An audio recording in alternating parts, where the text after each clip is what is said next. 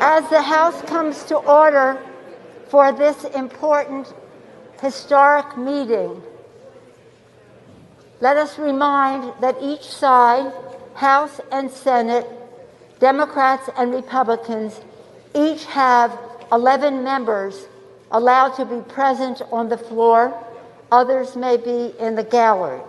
This is at the guidance of the attending physician and the sergeants at arms. The gentleman on the Republican side of the aisle will please observe the social distancing and agree to what we have 11 members on each side so that we can responsibilities to this chamber, to this responsibility, and to this House of Representatives.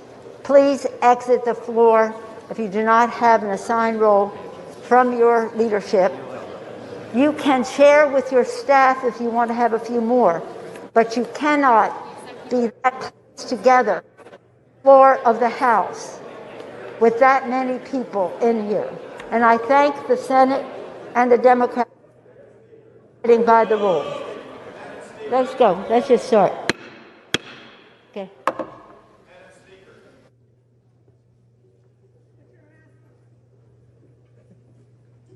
You guys ready?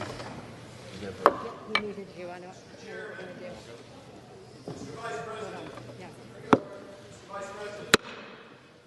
Madam Speaker and members of Congress, pursuant to the Constitution and the laws of the United States, the Senate and House of Representatives are meeting in joint session to verify the certificates and count the votes of the electors of the several states for President and Vice President of the United States. After ascertainment has been had that the certificates are authentic and correct in form, the tellers will count and make a list of the votes cast by the electors of the several states. The tellers on the part of the two houses have taken their places at the clerk's desk. Without objection, the tellers will dispense with the reading of the formal portions of the certificates. After ascertaining that the certificates are regular in form and authentic, the tellers will announce the votes cast by the electors for each state, beginning with Alabama, which the parliamentarians advise me is the only certificate of vote from that state and purports to be a return from the state, and that has annexed to it a certificate from an authority of that state purporting to appoint or ascertain electors. Mr. Blunt. Mr. Blunt. For what purpose does the gentleman from Virginia seek recognition? For what purpose does the gentleman from Virginia rise? Parliamentary inquiry, Mr. Vice President. In order to follow with the Speaker's instructions that only a limited number of people be on the floor, may I ask how one would make an objection or make a parliamentary inquiry in the future if you're not on the floor but in the gallery?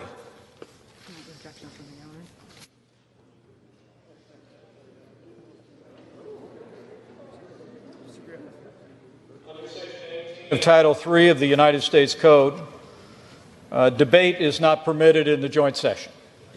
The parliamentary inquiry, Mr. Vice President. I am not attempting to debate. I'm not attempting to debate. I'm trying to find out how a parliamentary inquiry or a parliamentary point of order would be made in following with the Speaker's request that most of us not be on the floor, how do you make one of those points of order when you don't know what's going to happen later?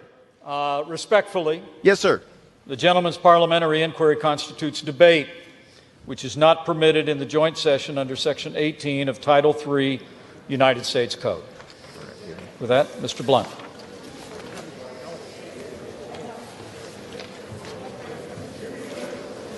Mr. President. Is this microphone on? Microphone needs to be on. Microphone needs to be on. Is this mic on? Yeah. Is my statement out? Yes, sir, it is. Thank you. Try again. It's not on. Mr. President, do you think this is on? I don't believe it's on. It's not on. Try it one more time.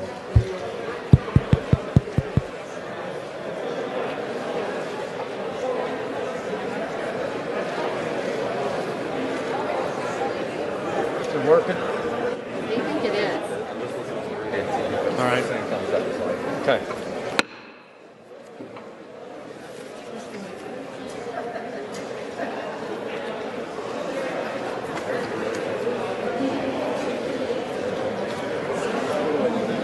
He should, you could ask what he wants to continue.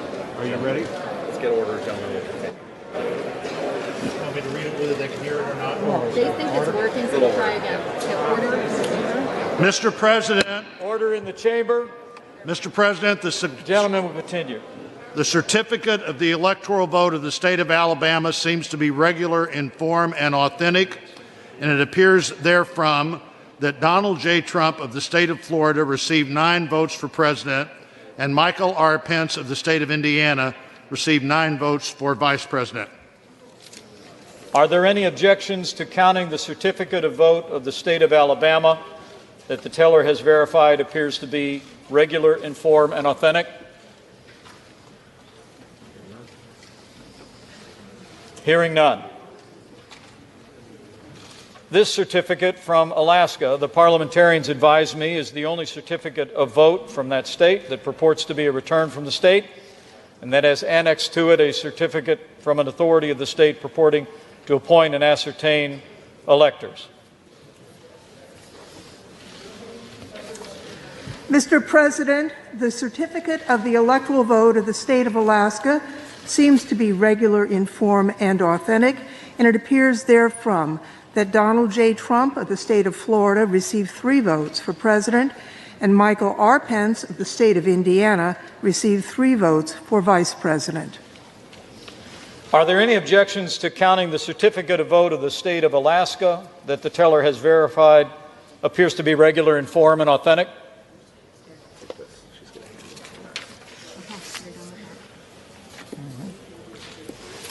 If not,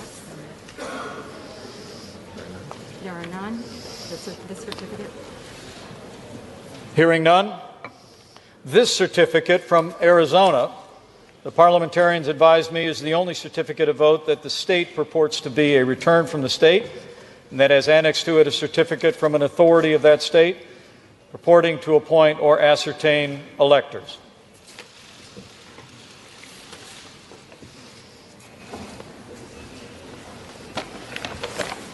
Mr. President, the certificate of the electoral vote of the state of Arizona seems to be regular in form and authentic, and it appears therefrom that Joseph R. Biden, Jr. of the state of Delaware received 11 votes for president, and Kamala D. Harris of the state of California received 11 votes for vice president.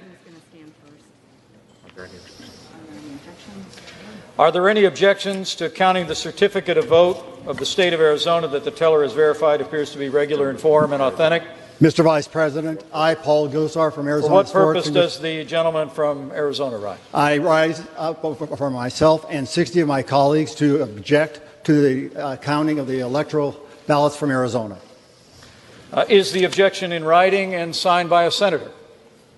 Yes, it is. It is.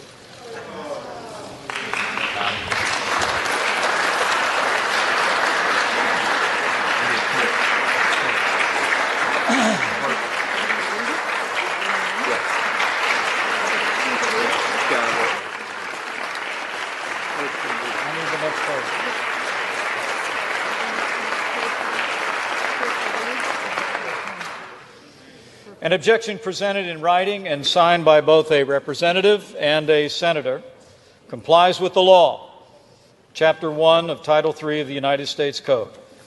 The clerk will report the objection.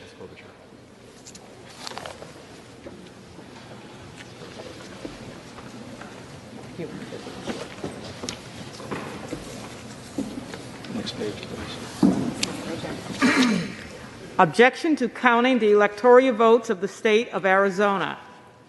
We, a member of the House of Representatives and a United States Senator, object to the counting of the electoral votes of the state of Arizona on the ground that they were not, under all of the known circumstances, regularly given.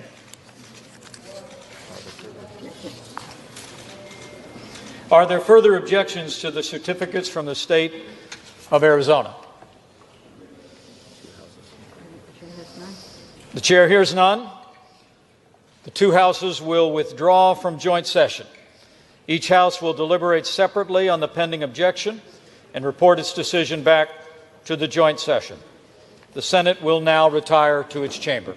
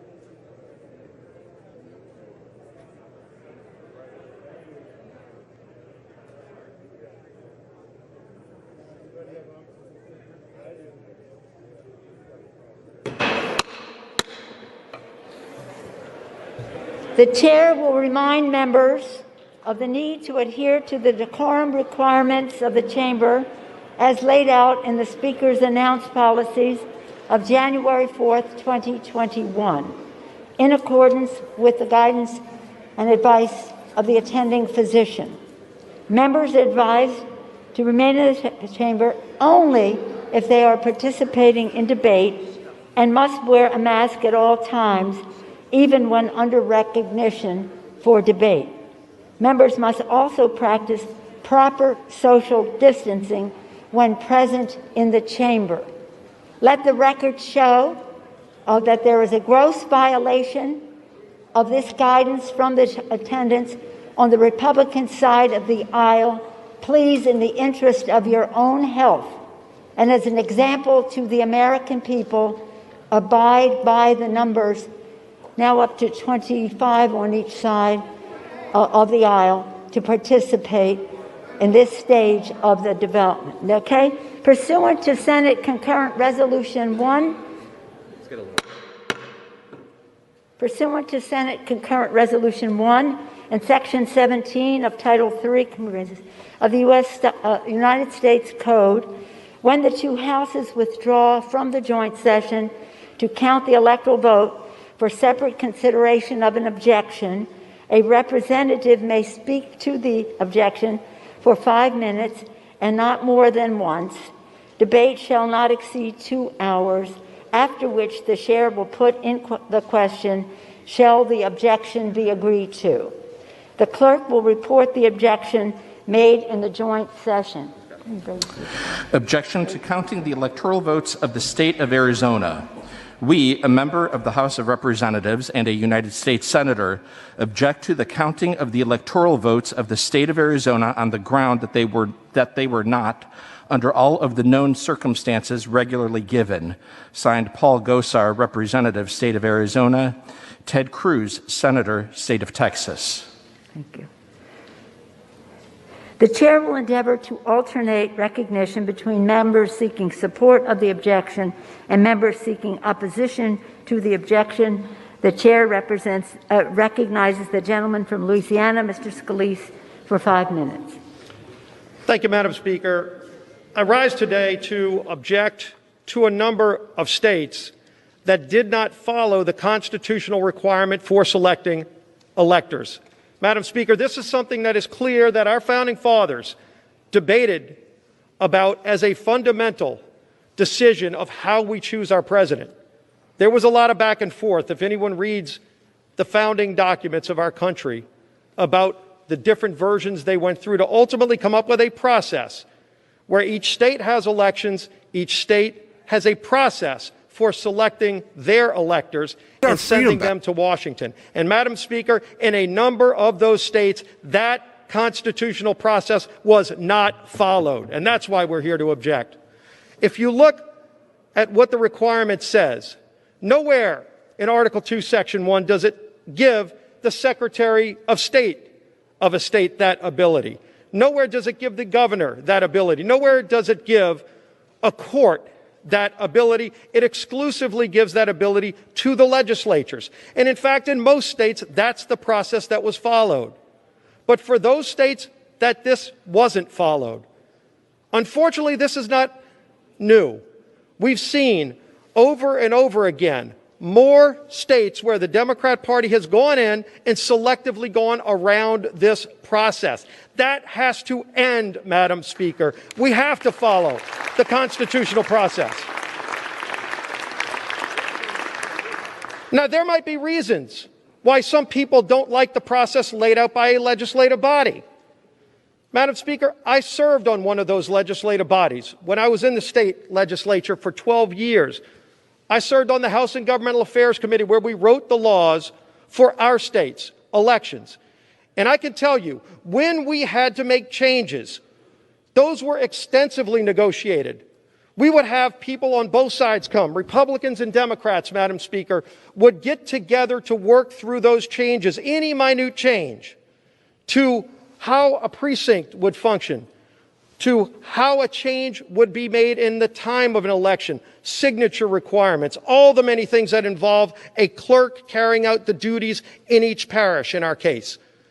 You would see people come and give testimony. Madam Speaker, both sides could come. Clerks of court were there in the hearing rooms. It was an open process, by the way, not behind closed doors in a smoke-filled room where somebody might want to bully a Secretary of State to get a different version that might benefit them or their party or their candidate. That's not what our founding fathers said is the process. Maybe it's how some people wanted to carry it out, but they laid out that process. And so when we would have to make those changes, they were in public view. They were heavily debated.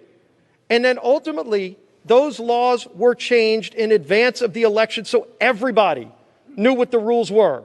People on both sides knew how to play the rules before the game started, not getting somewhere in the process and saying, well, you don't think it's going to benefit you, so you try to go around the Constitution. That's not how our system works. It's gotten out of hand. And so President Trump has called this out. And President Trump has stood up to it. So many of us have stood up to it. And in fact, over 100 of my colleagues, Madam Speaker, asked the Supreme Court to address this problem just a few weeks ago. And unfortunately, the court chose to punt. They didn't answer it one way or the other. They didn't want to get in the middle of this discussion. We don't have that luxury today.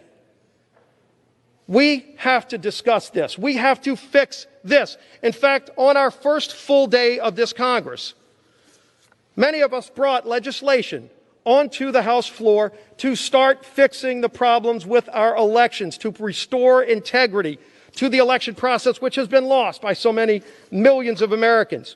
And we had a vote. Every single Republican voted to reform the process. Every single Democrat voted against it. They don't want to fix this problem. But the Constitution is our guide. And it's time we start following the Constitution. It's time we get back to what our founding fathers said is the process for selecting electors. That's the legislatures. In public view, not behind closed doors, not smoke-filled rooms, not bullying somebody that might give you a better ruling. Let's get back to rule of law and follow the Constitution, Madam Speaker, and I yield back the balance of my time. Gentleman's time has expired. For what purpose does the gentlewoman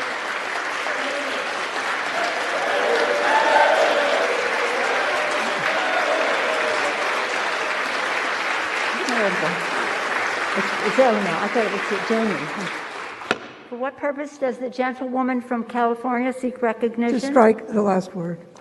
Without objection, the gentlewoman is recognized for Madam 5 Speaker, minutes. Madam Speaker, this day marks a crossroads for American democracy. Those who object to the counting of the Electoral College votes, which reflect the votes of the American people, want to substitute their preferences for the voter's choice. That's not what our Constitution requires, and it's at odds with the American Democratic Republic. If Congress selects the next president instead of American voters, we'll have no need for an electoral college. In fact, we'd have no need for presidential elections at all. We'd be moving from a government elected by the people to a government selected by those already governing. That's not America. In the United States, we abide by the choices of the people, not an elite few. The framers of our Constitution considered whether to have Congress select the president and specifically rejected it. Instead, they wrote Article 2 and the 12th Amendment.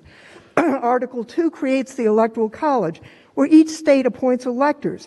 Laws of all 50 states and D.C. require electors to vote for the winner of the state's popular election. Each state provides for the orderly conduct of elections, including lawful challenges, recounts, and the like. The 12th Amendment is what brings us to today. It says the electors meet in their states. That happened December 14th. The amendment says the electors shall cast their votes, sign and certify them, transmit them to a seal. That's been done. The sealed envelopes containing the signed, certified ballots from each state's electors, reflecting the votes of the people, were in those mahogany boxes. The 12th Amendment directs the President, as the Vice President, as the President of the Senate, to do only this. Open the sealed envelopes, and then the vote shall be counted. Simple. It doesn't say counted in a manner that some members of Congress or the Vice President might prefer. No. The votes are simply to be counted as certified and transmitted by the states. During Reconstruction after the Civil War, more than one slate of electors were appointed by states. Dueling lists were sent and protracted processes were undertaken in presidential elections. And as a result, to make an orderly process, Congress enacted the Electoral Count Act of 1887. This law governs our proceedings today. The act provides dispute resolution mechanisms. Under the ECA, if a governor certifies a slate of electors and there are no competing slates from that state, the governor's certified slate must be counted. Today, every single slate of electors, won by Joe Biden or won by Donald Trump, got their governor's certification. Not a single state submitted a competing slate. There's no dispute to resolve. The 2020 election was the most secure election conducted in modern history. Challenges were resolved by lawful recounts and audits. The result, Vice President Biden won the 2020 election. More than 60 lawsuits were filed contesting elements of the election process. None of these lawsuits prevailed. Why?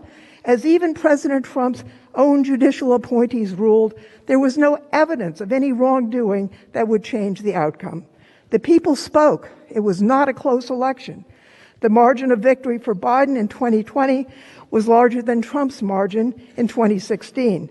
In fact, the Biden victory is one of the most decisive in modern times, exceeding the margin enjoyed by Reagan when he defeated Carter in 1980. Congress has gathered in joint session to count electoral votes every 4 years since 1789.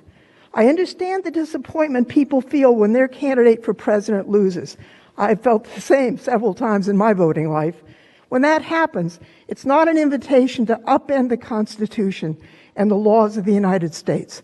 It's an invitation to work with the new president for the good of the country and to wait for the next election in 4 years if you're dissatisfied. In that spirit, I urge my colleagues to uphold the American democracy and reject the objection, and I yield back the balance of my time.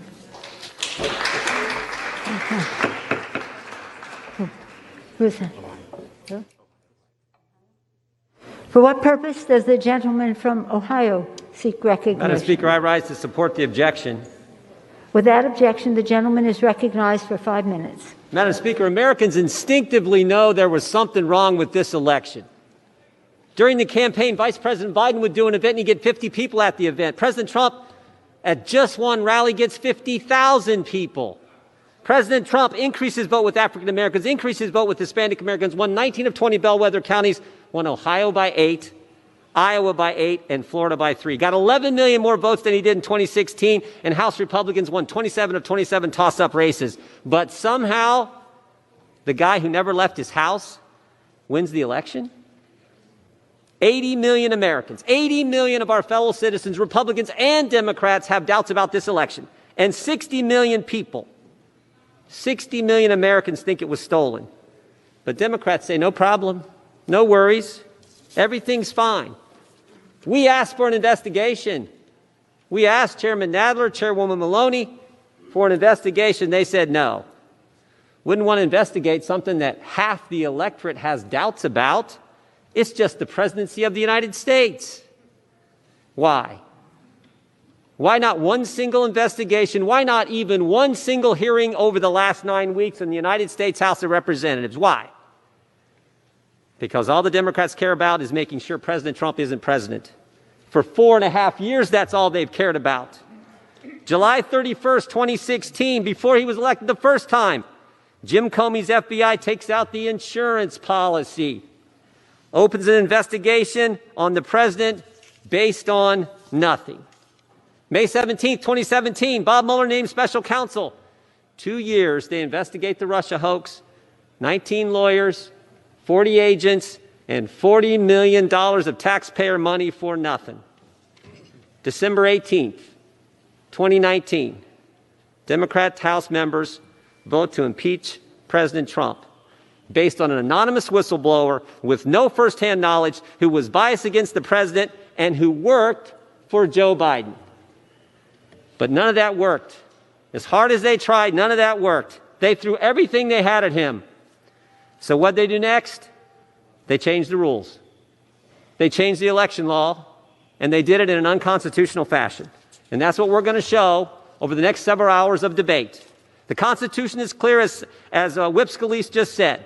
State legislatures and only state legislatures set election law. In Arizona, the law says voter registration ends on October 5th. Democrats said, we don't care what the law says. They went to a court, got an Obama-appointed judge to extend it 18 days. No debate, as Steve talked about. No debate, no discussion, you just did it. Pennsylvania, same thing. Pennsylvania law says mail-in ballots have to be in by 8 p.m. Election Day.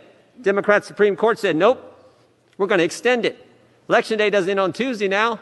They took it to Friday. Extended the election 3 days. Not the legislature, partisan Supreme Court. Pennsylvania law says mail-in ballots require signature verification. Democrat Secretary of State said, nope, I'm going to decide by myself that it doesn't. For 2.6 million ballots. Pennsylvania law says mail-in ballots can't be processed until Election Day. Some counties said no. And you can imagine which counties they were. Democrat-run counties said no and allowed ballots to be cured and fixed before Election Day. They did an in-run around the Constitution in every state that Republicans will object to today. Every single one. It was a pattern. It was their template. They did it in Arizona. They did it in Georgia. They did it in Michigan. They did it in Pennsylvania. They did it in Nevada. They did it in Wisconsin. And yet some members say, don't worry about it. We shouldn't do anything. Just let it go. It was just 6 states who violated the Constitution. What if it's 10 states the next time? What if it's 15? What if in 2024, 2028, it's 26 states? What if it's half the states do an end run around what the Constitution clearly spells out? We are the final check and balance. The authority rests with us, the United States Congress, the body closest to the American people, right where the founders wanted it. We should do our duty. We should object to and vote for this objection to the Arizona electors. Madam Chair, I yield back. Thank you.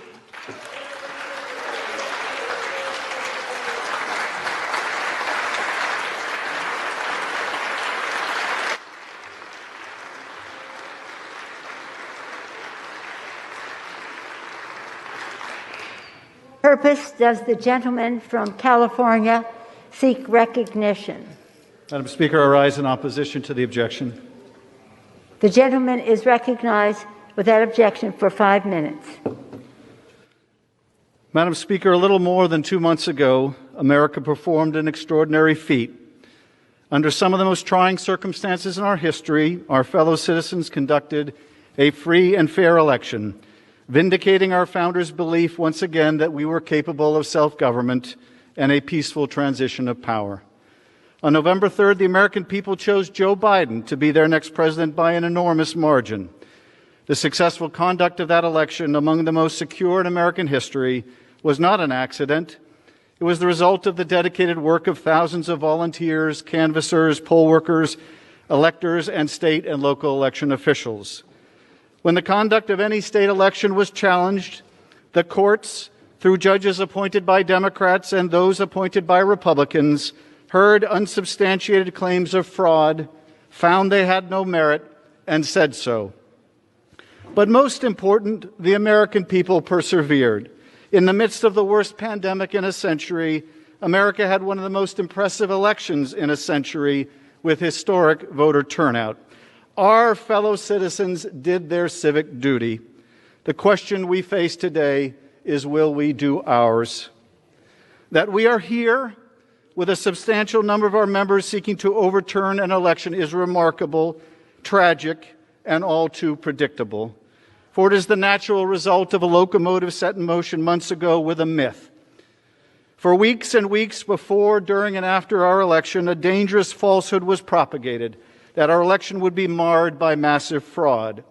Never mind, it was the same election which brought the very men and women to this chamber who would challenge its results. What value has consistency when measured against ambition? A former senator from Georgia, remarking on a contested election over a century ago, said that able men, learned men, distinguished men, great men in the eyes of the nation seemed intent only on accomplishing a party triumph without regard to the consequences to the country. That is human nature. That is, he said, unfortunately, party nature. Was he right? We stand in a house which was once the place of giants. Have we become so small? Does our oath to uphold the Constitution, taken just days ago, mean so very little? I think not. I believe, to quote our dear departed friend Elijah Cummings, that we are better than that.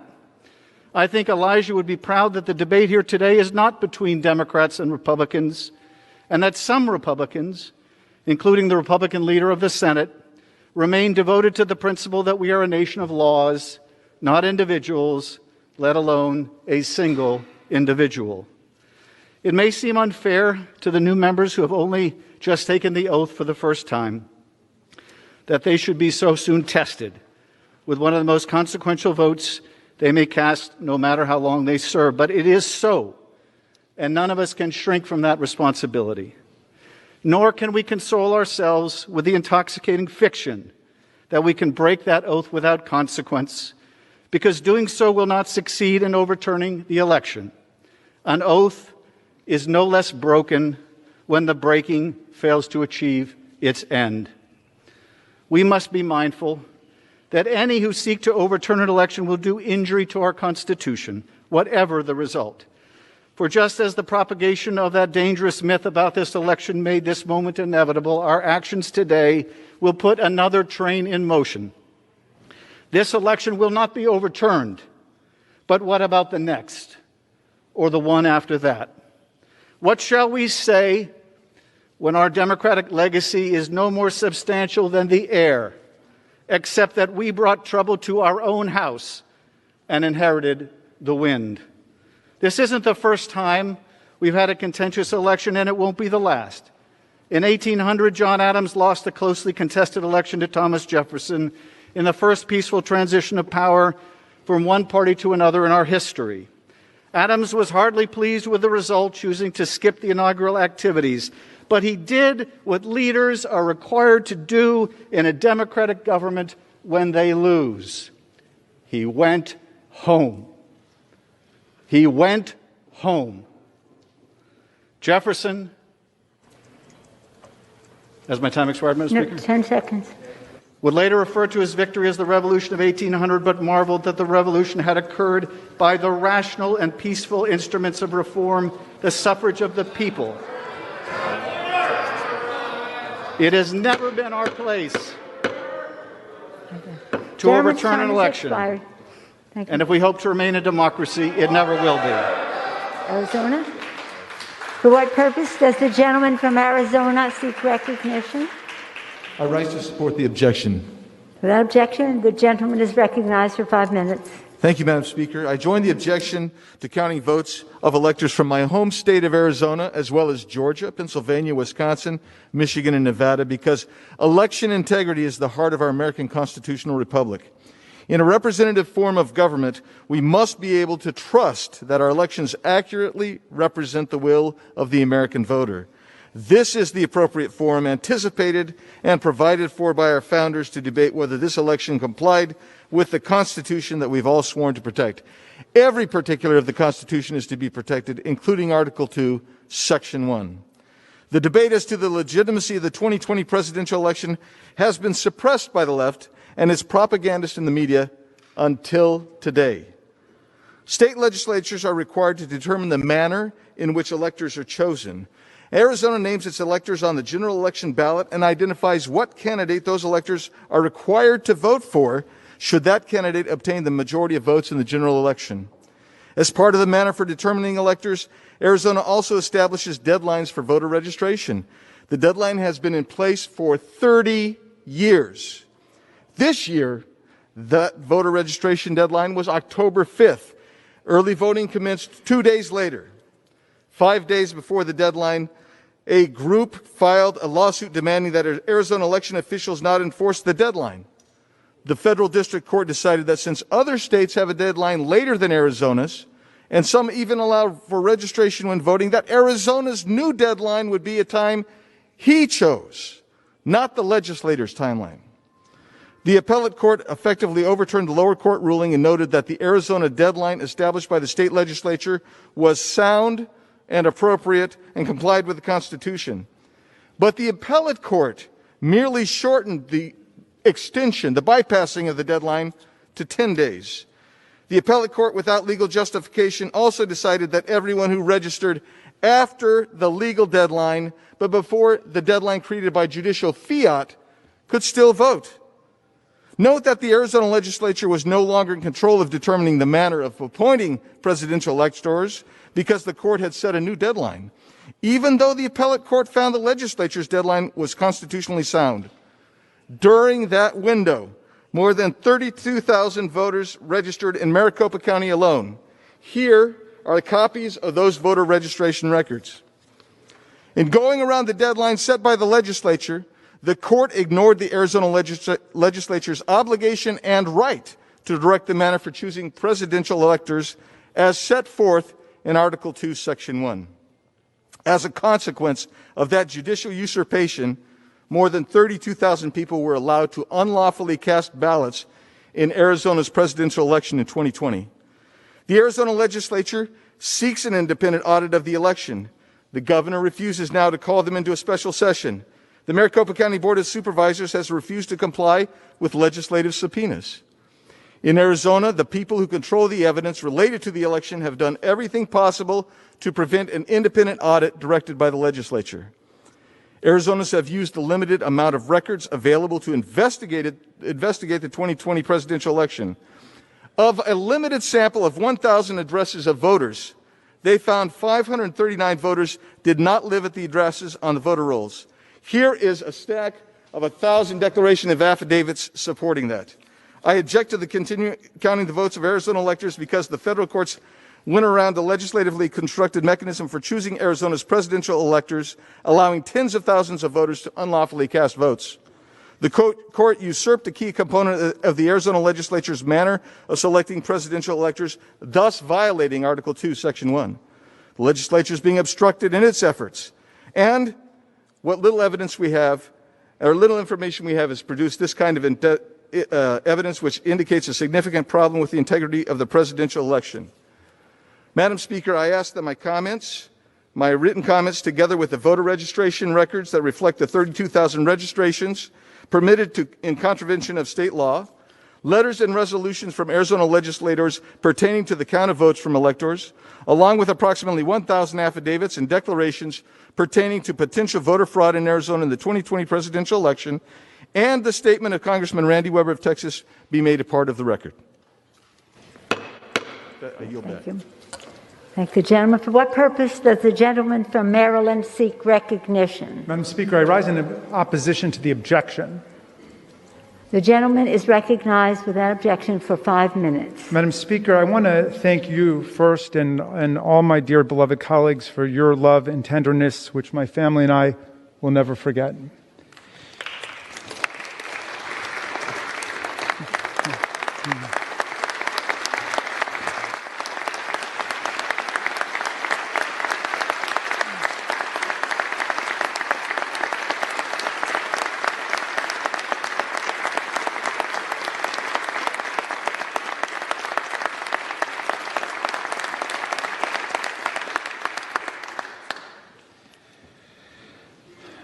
Thank you again. Abraham Lincoln, whose name is a comfort to us all, said, "We've got the best government the world ever knew." It's best because the first 3 words of the Constitution tell us who governs here: we the people. Watch this proceeding today and tell the world with pride, as Lincoln did, about the brilliant meaning and promise of our country. Our government belongs to the people. As President Ford said, "Here the people rule." Today, we are in the people's house to complete the people's process for choosing the people's president. we assemble in joint session for a solemn purpose that we've all sworn a sacred oath to faithfully discharge. The 12th Amendment obligates each and every one of us to count the electoral votes to recognize the will of the people in the 2020 presidential election. We are not here, Madam Speaker, to vote for the candidate we want. We are here to recognize the candidate the people actually voted for in the states.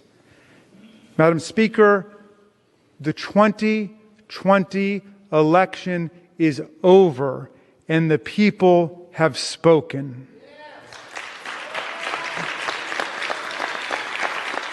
Joe Biden received more than 80 million votes, 7 million more than President Trump, a number larger than any other president has received in U.S. history.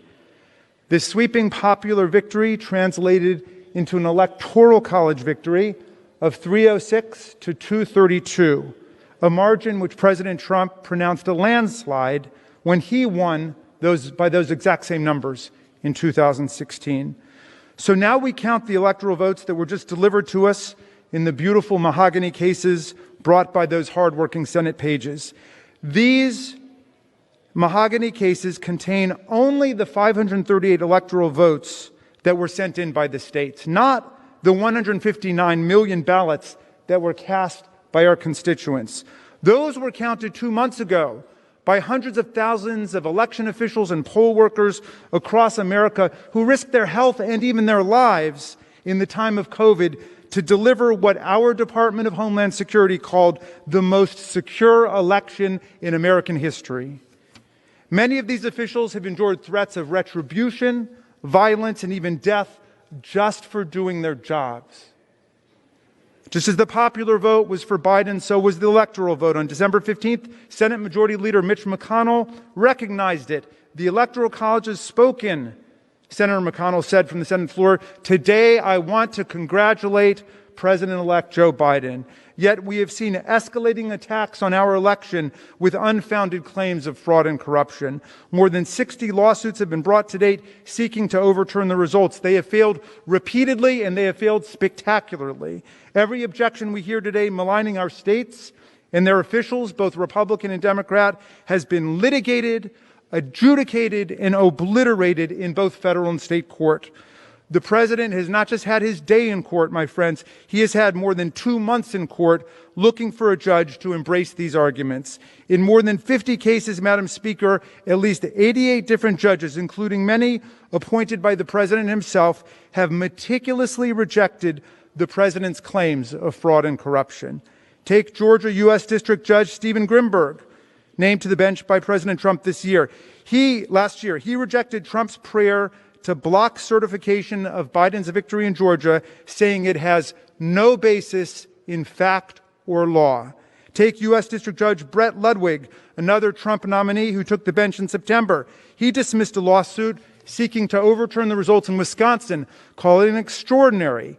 A sitting president who did not prevail in his bid for re-election has asked for federal court help in setting aside the popular vote based on issues he plainly could have raised before the vote occurred. He wrote, "This court has allowed plaintiff the chance to make his case, and he has lost on the merits." Trump has asked for the rule of law to be followed, Judge Ludwig observed, and he said definitively, "It has been."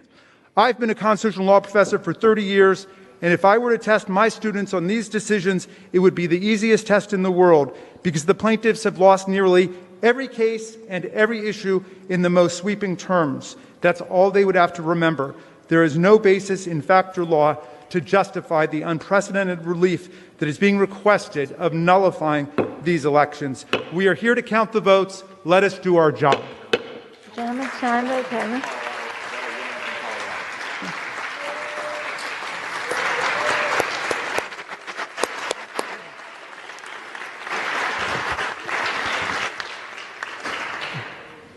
Thank you. For what purpose does the gentlewoman from Colorado seek recognition? I rise to support the objection. The gentlewoman is recognized for 5 minutes. Thank you, Madam Speaker. And to ease everyone's nerve, I want you to all know that I am not here to challenge anyone to a duel like Alexander Hamilton or Aaron Burr.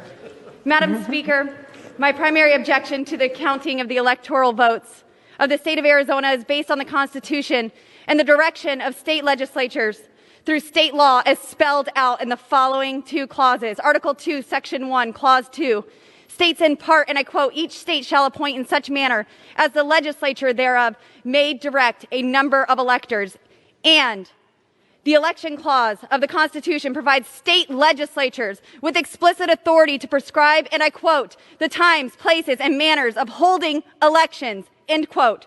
For more than 3 decades, Arizona law set by the state legislature has required that voter registration end no later than 29 days before an election. This is clear. It is law, unless amended by the state legislature. This is the way it needs to be carried out.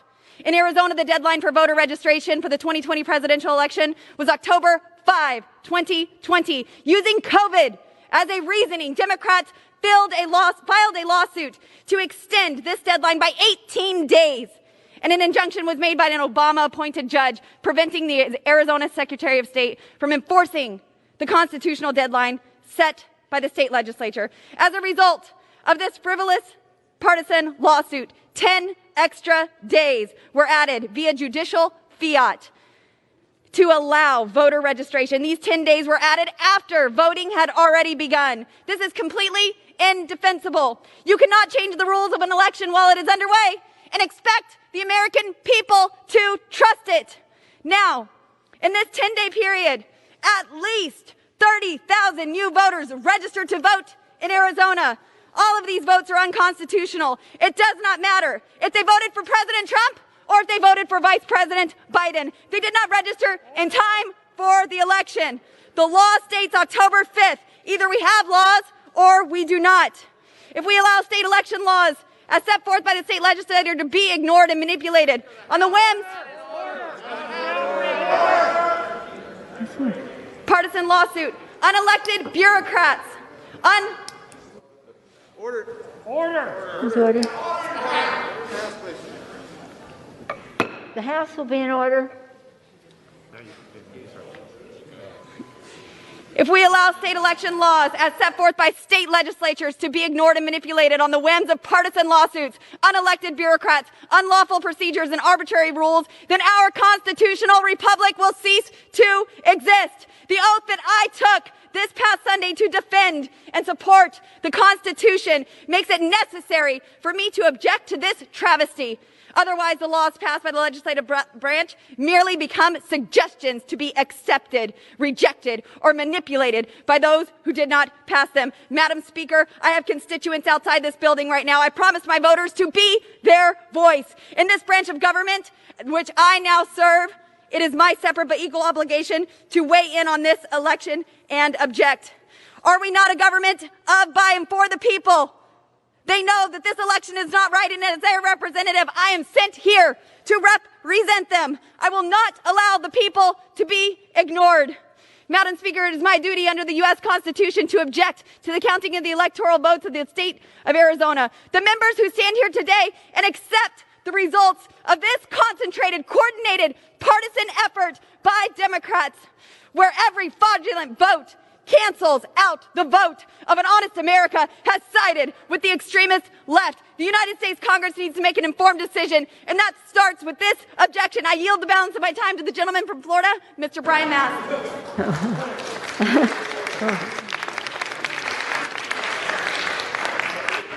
Madam Speaker, I rise as well to support the objection, and I rise with a simple question. Can the chair honestly tell Americans that with pending Supreme Court legislation or pending Supreme Court case over legal observers not being allowed to observe and inspect signatures, that the laws and Constitution of that state were not violated to change voting outcomes? Madam Speaker, I will wait for a response. Yeah. I'm sorry? Gentleman has 25 seconds remaining. I will repeat my question. Can you honestly tell Americans that with pending Supreme Court case over legal observers not being able to observe and inspect signatures, that the laws and Constitution of Arizona did not be violated to change voting outcomes, and I will wait for a response. Okay.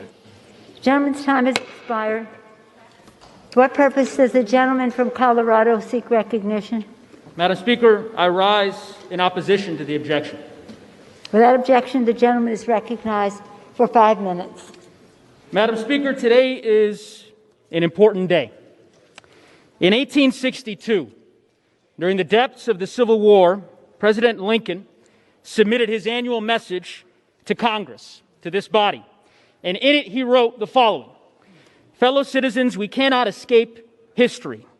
We of this Congress and this administration will be remembered in spite of ourselves. The fiery trial through which we pass will light us down in honor or dishonor to the latest generation. We shall nobly save or meanly lose the last best hope of earth." We gather today, Madam Speaker, to ensure the survival of our grand American experiment, the greatest democracy this world has ever known. And there are millions of people watching today's proceedings. The eyes of the world are on us now, my colleagues, wondering if we will keep the faith, wondering if our constitutional republic will hold. Will we adhere to our Constitution, that solemn, visionary document that has guided us so well for so long and enabled the peaceful transfer of power for the last 230 years? Will we continue to be a country premised on the consent of the governed, a Congress that respects the will of the people, and a republic that will endure? Those are the questions before us today, Madam Speaker. With respect to my new colleague from Colorado, the question is not whether Joe Biden was elected the 46th President of the United States. He clearly was. The people of Arizona, like so much of the country, spoke clearly and resoundingly. They voted in record numbers. And over 81 million Americans selected Joe Biden as the next president. Now, today we hear from some in this chamber, not all, but some of my colleagues on the other side of the aisle, vague claims of fraud. No substance, no evidence, no facts, no explanation for why over 88 judges across this land have rejected the very same claims. Madam Speaker, the bottom line is this. As my colleague Representative Raskin so eloquently put it, the people have spoken. And that is why on December 14th, the Electoral College met to certify the election of a duly elected president, just as they've done for centuries. During terrible world wars, recessions, depressions, plagues, and pandemics, they met. They met their duty, and they once again rose to the occasion and certified the election. And the question now is, will we do ours? Now, I know there are many textualists among us, many of my colleagues, who would understand that the Constitution must guide our work today. And the Constitution is crystal clear. Our duty today is a narrow one. Article 2, Section 1, Clause 3 reads, "The President of the Senate shall, in the presence of the Senate and the House, open all the certificates, and the votes shall then be counted. The person having the greatest number of votes shall be the President." That's it. Period. Our job is not to replace the judgment made by the American people with our own. And yet that is precisely what so many of my House and Senate Republican colleagues ask this body to do, to substitute their judgment for the expressed will of the American people. In America, we don't do that. In the United States, we accept the results of free and fair elections. We don't ignore the will of the voters, Madam Speaker, and attempt to install a preferred candidate into power. That doesn't happen here. I will close with this. Our duty, our task, is a very simple one: to honor the voice of the people, to honor our Constitution, to count the votes, certify this election, and begin to heal this great country of ours. I pray each of us may find the courage to do so. With that, I yield back. Thank you, gentlemen. Okay. For what purpose does the gentleman from Louisiana seek recognition? Madam Speaker, I rise in support of the objection. The gentleman is recognized for 5 minutes. Madam Speaker, we have a solemn responsibility today. We must vote to sustain objections to states of electors submitted by states that we genuinely believe clearly violated the Constitution and the presidential election of 2020. This is the threshold legal question before us, and it's an issue before us for the state of Arizona. We got to repeat this for emphasis because a lot of people seem to be confused. Because judges and not the state legislature changed the rules of the election, Arizona clearly violated the plain language of Article 2, Section 1 of the Constitution in its selection of presidential electors. The framers of our Constitution recognized that elections were susceptible to corruption. We all know that. So how did they fix it? How did they provide for that? They created the Electoral College as a safeguard, and they expressly empowered state legislatures to ensure the integrity of our unique election system. Only the state legislatures, because they're a full body of representatives and not rogue officials, were given the authority to direct the manner of appointing presidential electors because it was so important. The Supreme Court has acknowledged this over and over. They previously affirmed in Article 2, Section 1, Clause 2, quote, "The appointment of these electors is thus placed absolutely and wholly with the legislatures of the several states. That authority can never be taken away or abdicated." The Arizona legislature did enact detailed rules and procedures that state was determined and was supposed to follow to choose its electors. But in the months preceding the 2020 election, as we've heard, and by the way, 1,000 pages of evidence have just been submitted on the facts on this, those well-established rules and procedures were deliberately changed. They weren't changed by the legislature, friends. They were changed by judges. And those actions taken by the judiciary were not limited to mere interpretations of existing law. No, they were substantive, wholesale changes to those statutes. That's a usurpation of the authority that the legislature had. That usurpation was repeated across the country this year. It's the primary reason. It's one of the reasons why the election of 2020 became riddled with an unprecedented number of serious allegations of fraud and irregularities all over the country. National polls, as has been said, indicate that a huge percentage of Americans now have serious doubts about not just the outcome of this presidential contest, but also the future reliability of our election system itself. Since we are convinced that the election laws in Arizona and some other key states were changed in this unconstitutional manner, we have a responsibility today. The slates of electors produced under those modified laws are thus unconstitutional. They are, quote, not regularly given or lawfully certified as required by the Electoral Count Act, and they're invalid on their face. That's just the conclusion that you have to reach. Given these inescapable facts, we believe we have no choice today but to vote to sustain objections to those slates of electors. Mr. Raskin and others today have cited the 12th Amendment, and they cite Article 2, Section 1, Clause 3. Remember that, Clause 3, and they've asserted that Congress has only one narrow role today. We're just supposed to count the electoral votes that have been submitted.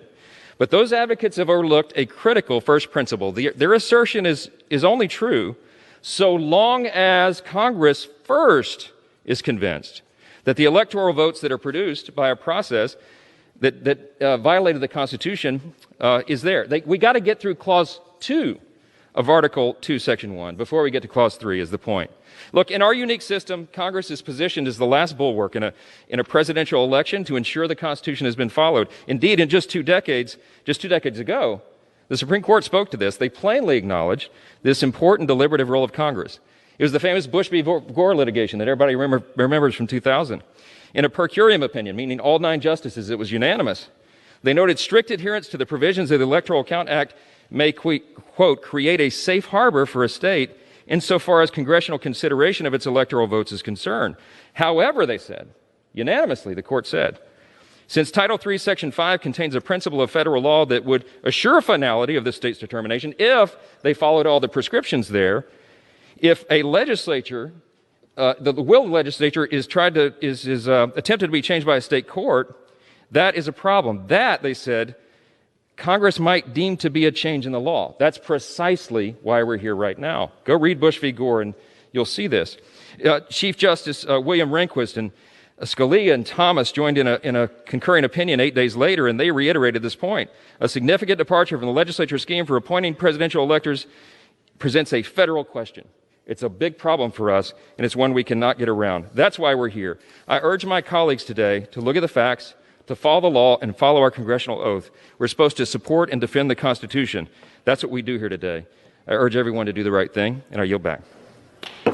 Gentleman's time has expired. For what purpose does the gentleman from Arizona, the Dean of the Arizona delegation, seek recognition? Thank you, Madam Speaker. I rise in opposition to the objection. The gentleman is recognized for 5 minutes. Thank you, Madam Speaker. This exercise in futility that Congress is undertaking is at the behest of Republican members of Congress. The effort to overturn the presidential election and grant Donald Trump 4 more years is the motivation behind it.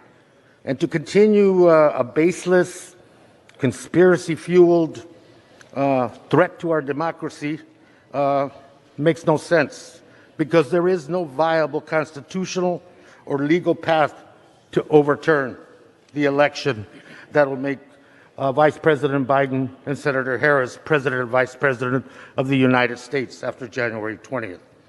One certain outcome of this whole process is the weakening of our democracy and the threatening of our democracy. Beginning with Arizona, Congress is being asked to chase down a rabbit hole, baseless, discredited, and judicially discarded fringe conspiracy theories. But for the record, let's talk a little bit about Arizona. Arizona and state and local officials did an unbelievable job to ensure that the 2020 elections ran smoothly. Mr. Hickman, the Republican chairman of the Maricopa County Party, the largest county in the state of Arizona, said, no matter how you voted, this election was administered with integrity, transparency, and in accordance with state laws. Arizona showed up to the polls in record numbers. More than 3.4 million people voted, increases in every county, and 65% of all eligible voters in Arizona voted in the 2020 election. Arizona's cast their ballots up and down for Republicans and Democrats, and 11 electoral votes were granted to Joe Biden and Kamala Harris based on their victory in Arizona. That's the story. Arizona voted in hundreds of races this year. And in addition to the presidency, these races include 9 members of the state's congressional delegation that are with you. 4 of them, my Republican colleagues. These members have already been seated in the 117th Congress. They do not question the accuracy of Arizona's 2020 elections to select a congressional delegation, yet my 4 Republican colleagues question the presidential election. Our colleagues may say they are only asking questions and seeking to reassure voters. But let us be clear, these questions have been answered by the voters and by the courts. Rather than accepting the answers and the results of the election, they are fanning the flames of unfounded suspicion and once again creating a threat, a very real and dangerous threat to our democracy. Again, our friends do not question the outcomes of their own elections. That is, because they have no reason to, just as they have no legitimate reason to question the results of the presidential election in Arizona. I ask my colleagues to reject this objection, to respect the will of the voters in the state of Arizona and throughout this country, and to fundamentally add some preservation to our democracy from any future damage that this effort that we are undertaking in this House today and in the Senate today does not further damage our democracy. Now yield back.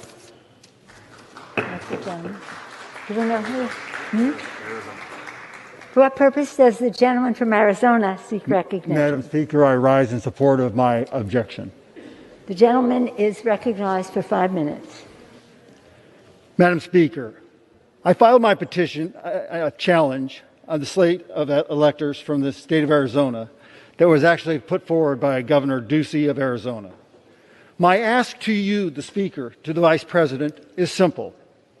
Do not count these electors until and unless the Secretary of State allows a forensic audit of the election, a request she has denied repeatedly.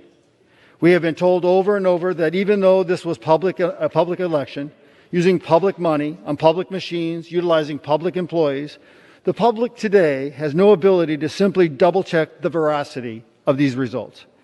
If the presidential election was a football game, we would get a slow-motion review from multiple angles and a correction of a controversial decision. But not so, we are told by our Secretary of State for the presidential election. No review for you. No access to the Dominion voting machines with a documented history of enabling fraud through its now discredited adjudication system, a system that literally allows one person to change tens of thousands of votes in a mere minutes. In the only audit done in Arizona, a court found 3% error rate against President Trump. Vice President Biden's margin of error was 1/10 of that, at 0.03%. By the way, a 3% error rate at minimum is 90,000 ballots.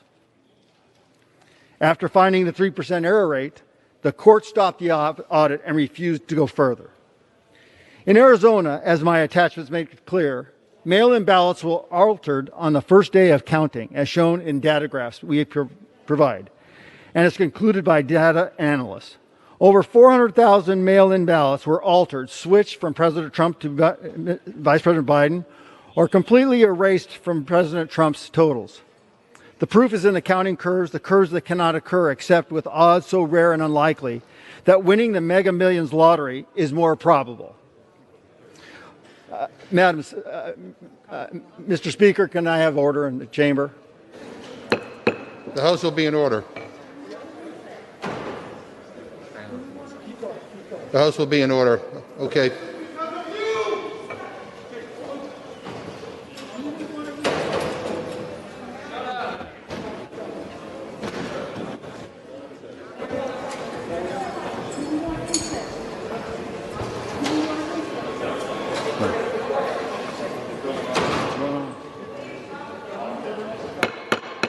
The House will be in order. House will be in order.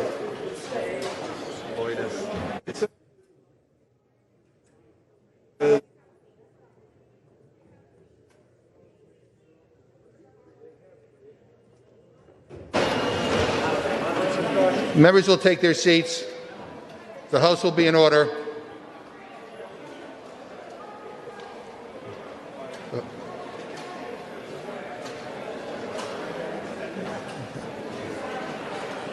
Okay.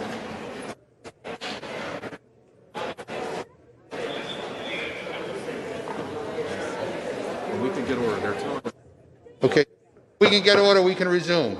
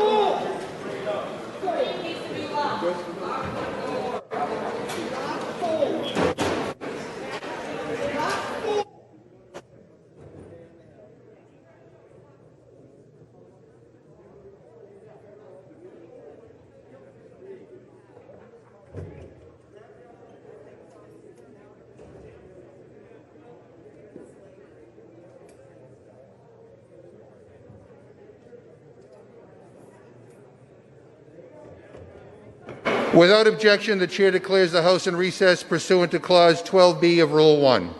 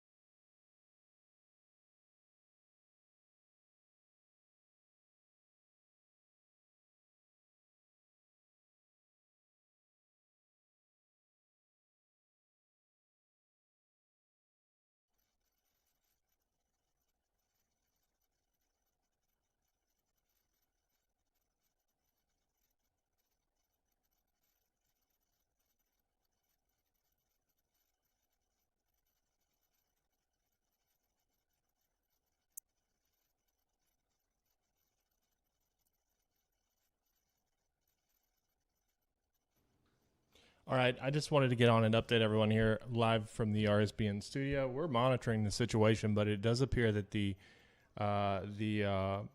Capitol building has been, it's been breached. We don't know all the information, but they are now in recess, and we're trying to find out more. Our team is headed back to the hotel to get to safety.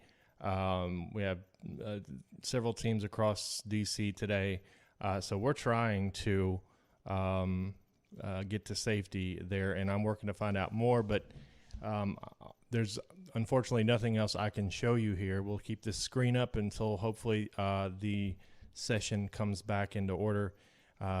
Be careful what you believe and what you see. Make sure you verify, trust, but verify all sources before you see anything is my advice. And stay safe, and God bless America.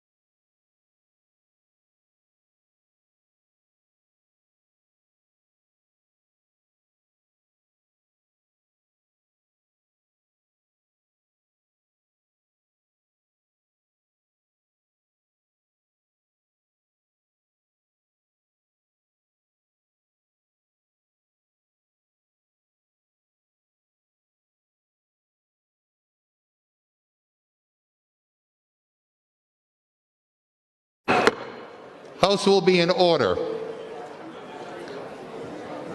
We need order in the House so we can proceed. The gentleman from Arizona has 2 3/4 minutes remaining.